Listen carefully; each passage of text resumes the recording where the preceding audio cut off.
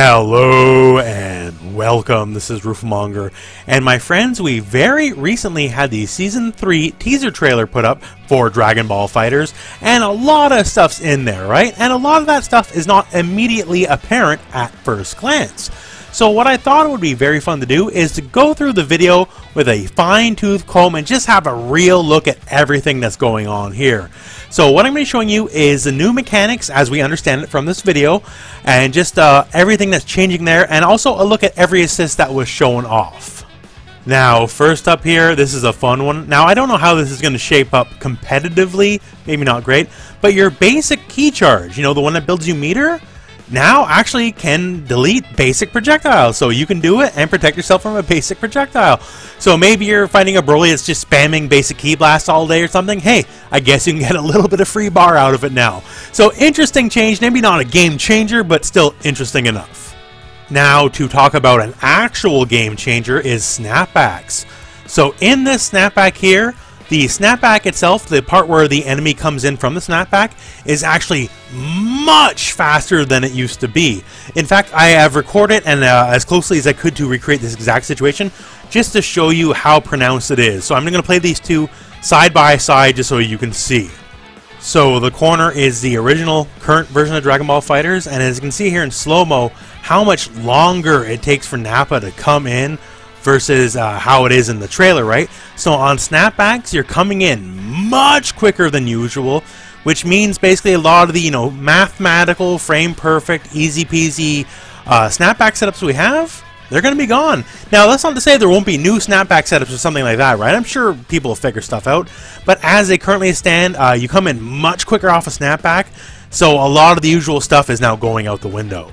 Now, another really big one here is the removal of fuzzy overheads on big characters. So as you can see here, Bardock's fist just goes through Broly, like completely. So it may be the case that if you're doing a while rising jumping attack, it simply can't hit. Which is very interesting. I thought maybe they would make it like Mortal Kombat X when they had a very similar problem, that a rising jumping attack would just be considered a mid, but yeah, it goes clear through them. So once again, I've tried to recreate this as best as possible. There's an assist for Goku Blue that doesn't exist yet, so I used Ginyu instead. So in the current version of the game as it stands, after I stand block a move and then try to down back, once I'm in the block stun, I get cranked by that Bardock jump light, as you can see here in the top left screen here. I'm in block stun, try to down back, get cranked in the head, all she wrote. Versus Bardock clearly whiffing as it currently stands in the new version. So yeah, big characters don't have to deal with the BS they've been dealing with for some time now. Could not be happier about it. Now back to something a bit more simple here. Hey, the meters are different. They are done up again with a new UI. And there's a nice little middle section here now. I don't know if that actually denotes anything other than, hey, that's half your bar. If there's like maybe a new half bar move, who knows? But it looks cool. Hey, so I think it's neat. Now about that comeback mechanic they were talking about here. So first and foremost here, when you look at the meters, Gohan actually gains an additional meter when he enters the screen. Also, the icons change up here. You lose your grayed out characters and you get a whole new icon with a lovely little graphic behind it.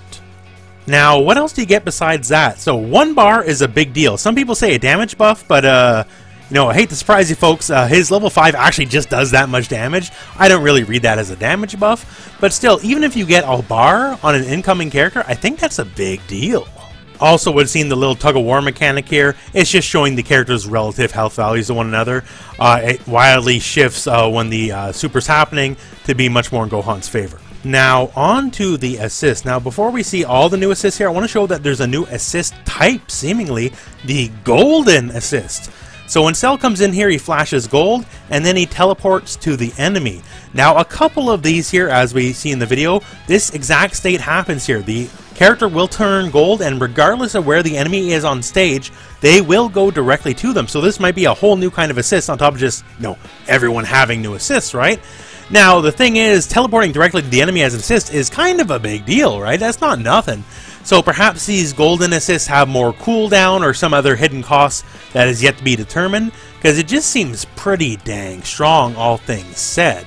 Now, onto the assists here. The first one we get is Vegeta, Super Saiyan Vegeta, doing basically his EX knee. and that's kind of cool. Next up here, Beerus, once again the gold one teleports directly to the enemy, doing his reversal that also goes into a kick. Base Vegeta doing another gold one, teleporting directly to the enemy to do Dirty Fireworks, his auto combo, and ends with his overhead knee, but I doubt that's an actual overhead. Hit! Does the gold flash, doesn't teleport to the enemy though, but does his stance projectiles. Now once again here's the Cell one we already just seen. Now it is a gold one, but he does it right away unlike the last time. So maybe if they are already in the range they need to be, there's no teleport and they go right into it? Not sure, but I guess that makes sense enough to me. And here we go, Beam City here. Krillin and Yamcha and Trunks in a second here. Our deliverance from Super Saiyan Goku. We can finally pick other characters if we want to beam assist. Kid Buu with the pinwheel. I'm sure that one will be annoying more than likely. Goku with one where he teleports first despite seemingly in range, so who even knows. Does a nice little kick here, his regular motion into the Dragon Punch. They can be inventive too because they're using command normals here, so Piccolo's electric style move, that is an assist. Blue Goku gets the shoulder, the tyranny of the dive kick no more, a much more usable move. Ginyu can call Jace, so hey, who else is he going to call? I guess that's the real question. Tien can call Chaozu, that's kind of a big deal. The Chaozu move is a really good move. The questions are, I guess, is it going to be the same deal where you can do it twice and then it, fails? And also, what happens if Chaozu dies? I guess that's a question, eh? But I'm actually very excited for this one. And Frieza gets the Death Ball, much more reliable than the Pillar to be sure. And can he throw the saucers in? Is that a real question? Is that something we can do? Think of the screen control if you're allowed to do that. Pretty crazy, right? But yeah, my friends, that is a more in-depth look at what we had in the trailer. Lots of very interesting stuff, and I am very excited for Season 3 as it currently stands. Oh my lord, it's going to be very good. So we got nothing else to do but wait for the patch as it stands. Hopefully it's not too far away, and the day it comes, hey, don't worry, I'll be there for you guys on this channel. Anyways, my friends, that is the end of this video, so thank you very much for watching. Hope this video has found you well. Go out and play some Dragon Ball.